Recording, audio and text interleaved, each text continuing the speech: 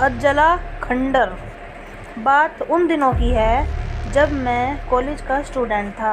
अपनी कॉलेज की ओर से हम सभी कैंप के लिए एक जंगल में गए थे। हल्की ठंड थी। रास्ते में हम सब ने पूरी रात कैंप फायर के साथ डांस करने, गाने आदि का प्रोग्राम तय किया। मुझे और सभी साथियों का कैंप फायर के लिए लकड़ियाँ इकट्ठे करने का भार सौंपा गया। मैं निकला तो सबके साथ ही, लेकिन जंगल के प्राकृतिक सौंदर्य में भटकता हुआ अकेले बहुत दूर कहीं निकल गया। अचानक आसमान बादलों से भर गया और गरज के साथ बारिश होने लगी। बादलों के लगातार गरजने से पेड़ के नीचे खड़ा रहना मुनासिब ना समझ आसपास किसी घर की तलाश में एक दिशा में भागने लगा। मुझे कुछ ही दूरी पर एक लाल ईंटों से बनी शानदार बिल्डिंग नजर आई। बिल्डिंग रोशनी से नहाई हुई थी और उसमें ढेर सारे लोग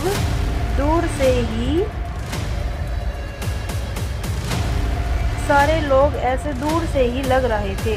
मैं तेजी से भागते हुए उस बिल्डिंग में जा घुसा और सामने से आती हुई एक खूबसूरत नर्स से टकराते टकराते बचा।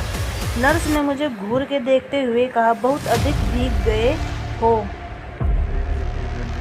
सर्दी लग जाएगी। इधर बाई और एक स्टोर रूम है, वहाँ जाकर जो भी मिले उससे कहना। सिस्टर जूलिया ने दूसरे सूखे और साफ कपड़े मुझे देने को कहा है, वह तुम्हें कपड़े दे देगा। मैं हक्का बक्का मुंह फाड़े सिस्टर जूलिया को देखता रह गया। मुझे एकदम से यह समझ नहीं आया कि मैं क्या करूं। मैं हल्के से हाँ में सर हिला सिस्टर की बात बताई दिशा में जाने को मुड़ गया। अभी कुछ 10 कदम ही चला होगा कि कंधे पर किसी ने हाथ रखा।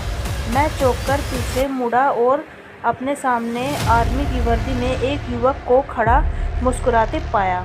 मेरे चेहरे पर आश्चर्य का बादल अपना घर बना चुका था, जिसे देखते ही उस युवक को हंसी आ गई। उसने धीमी किंतु दृढ़ स्वर में कहा, मैं कैप्टन विनोद हूँ और यह हमारे देश की आर्मी का हॉस्पिटल है। कैप्टन विनोद की बातों ने मुझे आश्चर्यचकित किया। मैं जब धीरे धीरे सामान्य हो गया तो जी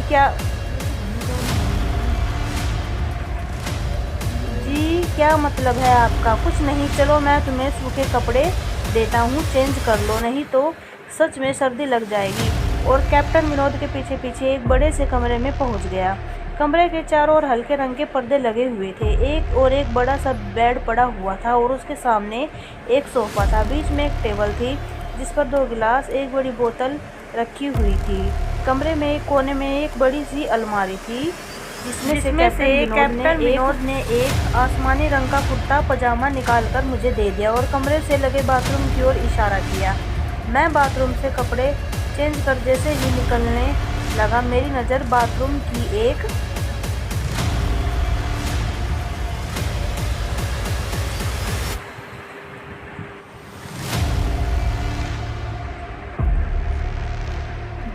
दीवार पर पड़ी। वह खून की छींटों से भरी हुई थी। यह देखकर मैं घबरा गया और जल्दी से बाहर निकलने को मुड़ा। बाथरूम में लगे आईने में खुद को ही देखकर चौंक गया। आईने में मैं पूरा शरीर नजर आ रहा था, लेकिन मेरे शरीर पर से मेरा सिर गायब था। अब मुझे डर लगने लगा और हड़बड़ाकर बाथरूम से निकल गया। मुझे इस तरह बाहर निकलते देख कैप्टन विनोद ने हंसकर पूछा, क्या हुआ?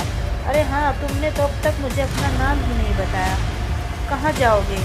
बाहर बहुत तेज़ बारिश हो रही है, लेकिन क्यों चाहने लगे अचानक यह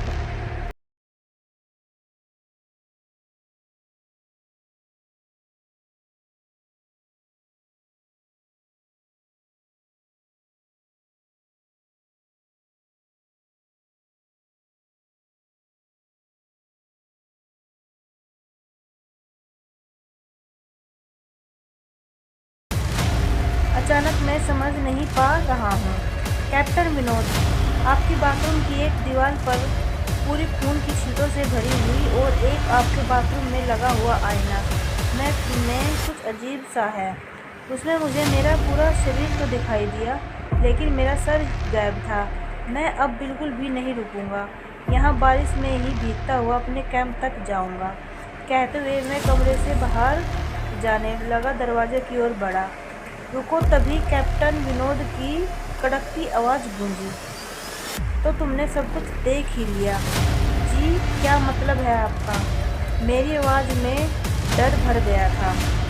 मतलब चाहे जो हो, तुम तब तक यहाँ से नहीं जा सकते जब तक तुम्हें कुछ ना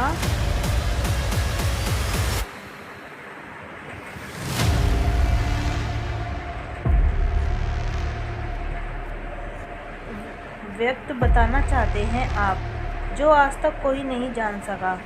जो आज तक कोई ना जान सका वह मैं जानकर क्या करूँगा? प्लीज़ आप मुझे जाने दें। मैं डर से रुसवा हुआ नहीं, बिल्कुल भी नहीं, और तुम्हें मुझसे डरने की कोई ज़रूरत नहीं है। सैनिक सबकी रक्षा के लिए होते हैं, मैं भी तुम्हारी सुरक्षा ही कर रहा हूँ।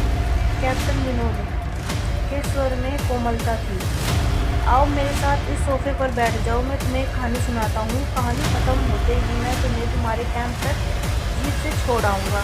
वैसे भी तुम अपने साथियों से काफ़ी आगे निकल गए हो। वहाँ तक तुम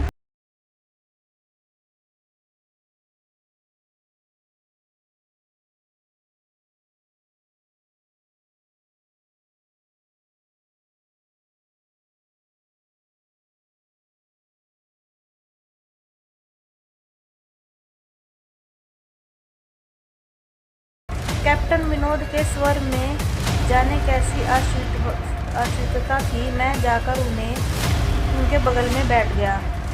कैप्टन विनोद ने कहना शुरू किया, दुश्मनों ने धोखे से हमारे अस्पताल को अपना निशाना बनाया। दुश्मन देश को 2 सैनिक हमारे सैनिकों के वश में एक हमारे ही घायल सैनिक को लेकर आए। वह घायल था और हमारे देश की सेना ने उसे बहुत ढूंढा लेकिन नहीं मिला। शायद साजिश के तहत उसे घायल होते ही घुसपैठियों ने कहीं छुपा दिया था। अचानक अपने खोए सैनिक को अपने हॉस्पिटल में पा सभी खुश हो गए और बिना अधिक पड़ताल किए हॉस्पिटल के गेस्ट रूम में घायल को लेकर आने वाले छड़ा वेशधारियों को ठहरने की इजाज़त दे दी गई। जोरों से ब्लास्ट हुआ और पूरा हॉस्पिटल एक पल में खंडर में तब्दील हो गया, लेकिन हॉस्पिटल तो अपनी शानदार स्थिति में खड़ा है। मेरी बातों को अनसुना कर कैप्टन विनोद ने अपनी बात जारी रखी। कोई नहीं बचा उस ब्लास्ट में। दीवार पर पड़े खून के छींटे भी उसी ब्लास्ट में मारे गए हॉस्पिटल के कर्मचारियों के हैं। हाँ, पर यह हॉस्पिटल तो मुझे खंडर नहीं दिखता। जवाब में कैप्टन विनोद के चेहरे पर रहस्य से भरी मुस्कान फैल गई और उनका चेहरा अजीब सी भाव से भर गया। मैं उनको चेहरे को देखकर अंदर से दहल गया। फिर भी मैंने हिम्मत कर पूछ लिया, आप उस ब्लास्ट में बच कैसे गए? सुनते ही कैप्टन विनोद ठहाका लगाकर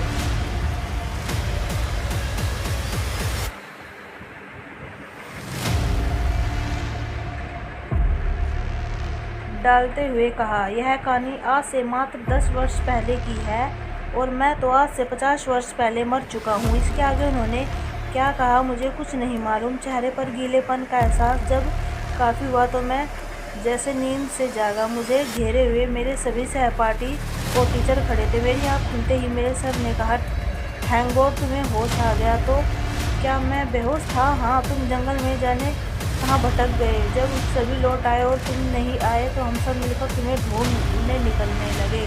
काफ़ी दूर जाने के बाद हमें एक जीप आती दिखाई दी जिसमें एक आर्मी मैन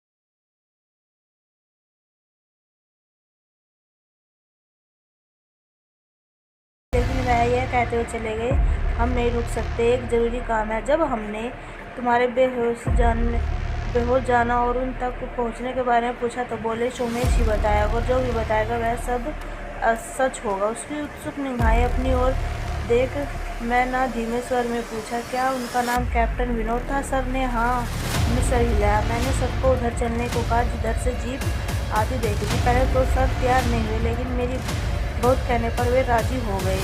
सुबह होते ही हम उधर की ओर गए। मैं उस जगह पर पहुंचकर गहरे आश्चर्य में डूबा।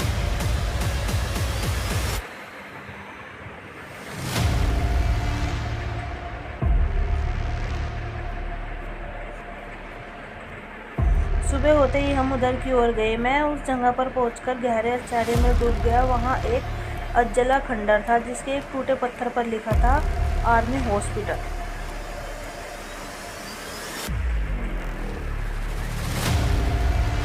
Thank you.